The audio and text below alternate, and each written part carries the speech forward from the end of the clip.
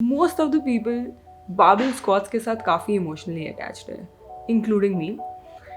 And मैं समझ सकती हूँ क्यों, because this exercise is very empowering. Like जब तुम स्क्वाट करते हो नीचे and when you're trying to come up from the hole and you're struggling and then you stand up tall with that weight on your shoulders, it feels like you can do anything, which is why मुझे आज ये video बनानी है barbell squats के ऊपर, ताकि तुम अपने टेक्निक को ऐसी तरह रिफाइन करो कि अपने पोटेंशियल को तुम पूरा कैप्चर कर रहे हो। ऐसा बहुत होता है कि तुम्हारे पोटेंशियल इतना होता है बट तुम्हारा परफॉर्मेंस इतना रह जाता है because of a lot of other variables.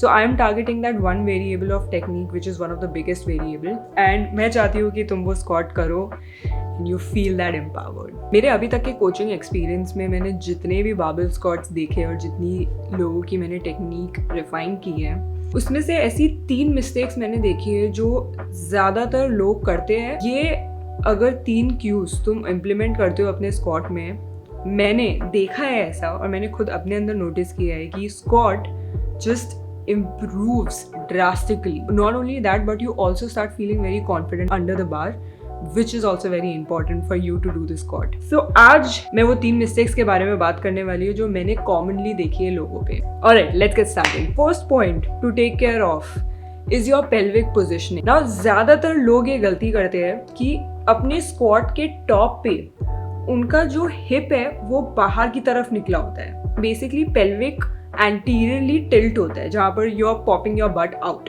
Problem इस चीज़ में आती है कि तुम जब नीचे स्क्वाट करते हो उस टिल्ट के साथ, नीचे जाते जाते ना तुम्हारे हिप को वो स्पेस नहीं मिलती है। तो अगर स्पेस नहीं मिलती तो और उससे नीचे जाता है तो वो पोस्टीरियरली टिल्ट हो जाती है।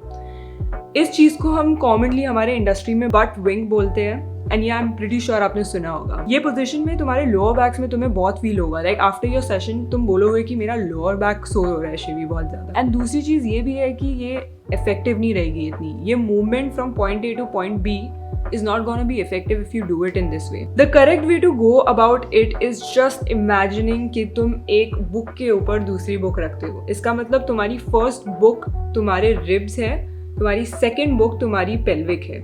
They should be stacked together so that you have that rigid torso. Imagine करो अपने टॉर्सो को एक कैन की तरह। एक कैन में अगर कुछ पानी भरा रहता है तुम उसको दबा नहीं सकते हो कोई भी एंगल से। This is what you have to imagine with your torso. If your butt is popping out तो वो अमाउंट ऑफ फोर्स जो तुम शायद प्रोड्यूस कर सकते थे नीचे से, उतना तुम नहीं कर पाओगे। I've seen this problem also with a lot of fit influencers who are trying to show their butt more than the exercise. कोई प्रॉब्लम नहीं अगर तुम अपनी बट दिखा रहे हो, because if you have a great butt, go for it. You should show off.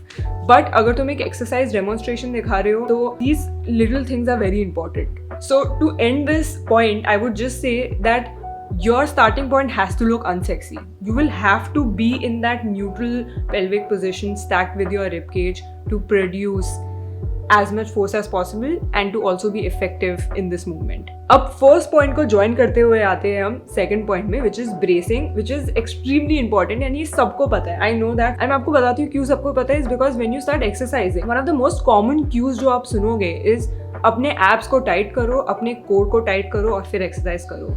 Now ये core को टाइट करने का मतलब क्या होता है ये किसी को नहीं पता है। सो लेट्स गो इनटू कि जब तुम ये स्क्वाट का मूवमेंट कर रहे हो, इसमें कोर को टाइट करने का मतलब क्या है, इसमें ब्रेस करने का मतलब क्या है। कई लोग अक्सर सोचते हैं कि जब कोर को टाइट करना होता है स्क्वाट में, उनको अपने पेट को अंदर खींचना है। नाउ अंदर खींचने से टाइटनेस आती है फॉर श्योर, पर इसका मतलब ये नहीं है कि तुम वो इंट्रा अब्डोमिनल प्रेशर क्रिएट कर रहे हो। Now as the word suggest, intra abdominal pressure is हर साइड से प्रेशर आ रहा है। सपोज कैन का एग्जांपल वापस ले लो। ऐसा नहीं है कि कैन का सिर्फ फ्रंट पार्ट पूरा रिजिड रहता है और तुम पीछे से उसको पिचका सकते हो। पूरा 360 part is rigid. So it's not only about your abs tightness, but it is about your core tightness. Core में सिर्फ वो आगे वाली जो वॉशबोर्ड एब्स देते हैं वो नहीं आती है। कोर में तुम्हारी पेल्विक की मसल्स आ जाती है, तुम्हारी लोअर बैक की मसल्स आ जाती है, तो सारा मिला के दैट 360 डिग्री टाइटनेस कम्स। उसके लिए तुम्हें पेट को अंदर नहीं खींचना है, उसके लिए एक्चुअली में तुम्हें इनहेल करनी है हवा जो तुम्हारे पेट में जाएगी in all directions. And the best way to go about this is to hold your hands अपने साइड में पेल्विक बोन के जस्ट ऊपर, ओके, स्लाइटली. और इनहेल करोगे वो माउथ से मत करो, वो नोज से करो. Saying nose because it easier to breathe through nose into your stomach rather than from your mouth. Basically तुम्हारा स्टमक इन्फ्लेट होएगा थोड़ा सा, और तुम्हारा जो फिंगर है, फिंगर के टच की वजह से तुम्हें समझ आ जाएगा कि तुम्हारी वो टाइटनेस आई है या नहीं आई है.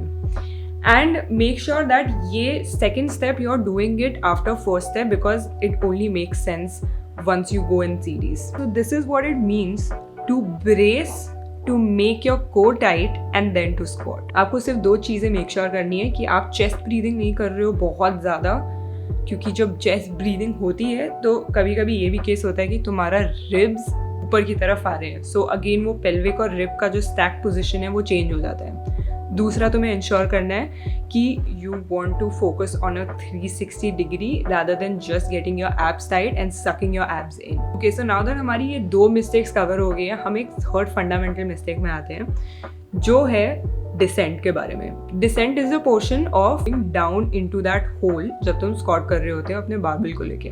गलती ये होती है लोगों की कि उनकी स्पीड बहुत ज़्यादा होती है. नाउ अगर स्पीड बहुत ज़्यादा है वो बुरी बात नहीं है, बट अगर वो स्पीड बहुत ज़्यादा है और तुम उसके कंट्रोल में नहीं हो तो वो फिक्स करना काफ़ी ज़रूरी होता है. और मैंने अक्सर ये लोगों को करते हुए देखा है कि वो अचानक से ड्रॉप करते हैं होल में and then they move up. The problem is that you are not aware about the position, your body is not aware about the tempo. Also sometimes ये लोग कॉन्शियसली नहीं करते हैं. कभी कभी हमारी बॉडी की आदत ही यही होती है कि हम अचानक से मूवमेंट में नीचे जाके ऊपर आए, बिकॉज इन दी एंड करना तो हमें यही है. Squat is as simple as it sounds. You go down, sit down and you come up. But it's important कि तुम्हारी बॉडी को वो सेंस हो पोजिशन का और वो सेंस हो वो मूवमेंट का, क्योंकि अगर तुम ये चीज़ एक हैवी बारबेल के साथ करोगे तुम ऊपर नहीं आ पाओगे.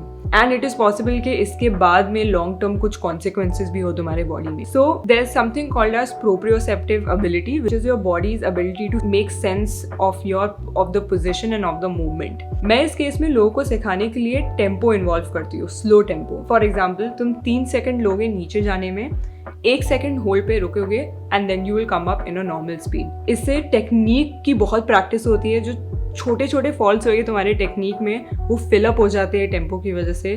दूसरा, बॉडी को पता चल जाता है कि वो डाउन बॉटम पोजीशन में लोड के साथ बॉडी को कैसे फील हो रहा है and then you come up. So it improves the technique, it improves your positional strength, and it also obviously makes you stronger in the long run with it. Now remember that all of these 3 steps are actually in a series. तुम stack करते हो, तुम brace करते हो, और जब तुम नीचे जाते हो तुम कंट्रोल में नीचे जाते हो. मैंने ये 3 मिस्टेक पिक्ड आउट की थी. एक रीज़न क्योंकि ये बहुत कॉमन मिस्टेक्स है, और दूसरी कि ये बहुत फाउंडेशनल मिस्टेक्स है. शायद से तुम ये 3 गलती नहीं कर रहे होगे, but it is very important to always go back and practice these tiny things, because this is what makes your PR. These tiny things. तुम कैसे अपने बारबेल को रैक से हटाते हो, स्टेप लेते हो, स्क्वाट करते हो, ऊपर आते हो, ब्रीथ करते हो.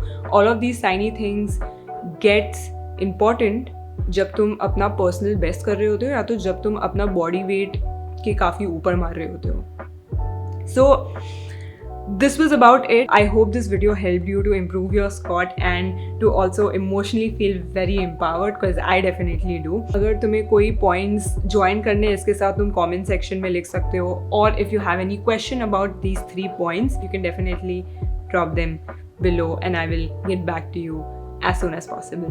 I'm gonna see you soon in the next video next week. There's some special guests coming over and I'm pretty sure that you're gonna love that. Happy squats to you. May your legs grow big and you get some good gains. I'm signing out.